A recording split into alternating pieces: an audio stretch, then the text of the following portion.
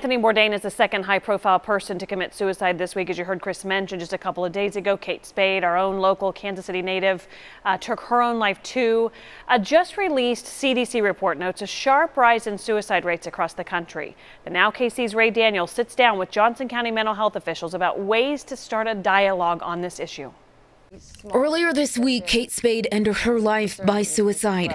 Just this morning, we heard 61-year-old Anthony Bourdain also ended his life. Everybody and anybody is susceptible to suicide, and unfortunately the higher profile deaths this week highlight that fact. In a recent report, the CDC stated the rates of suicide have increased 25% nationwide from 1999 to 2016. It's tragic. I mean, it's certainly in the line of work that I am in, we are seeing it more and more on a daily basis, and the numbers are certainly proving that.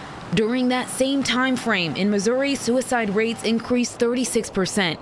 In Kansas, 45%. Significant cutbacks in services, significant decrease in inpatient psych beds, I think social media is part of it, the blowing up of social media. Ron McDougall with Johnson County Mental Health Center says the reasons behind suicide are often complicated and individualized, but there are signs to look out for. Pay attention to someone who's having more extreme feelings of distress, hopelessness. Their actions are maybe showing that they're having overwhelming emotions. He says the best way to start a conversation is being open, honest, and direct with someone who may be having suicidal thoughts. That's definitely not an easy thing to do, but I think that you also want to let the person know that you're coming from a place that you care about them. In Mission, Kansas, Ray Daniel for the Now KC.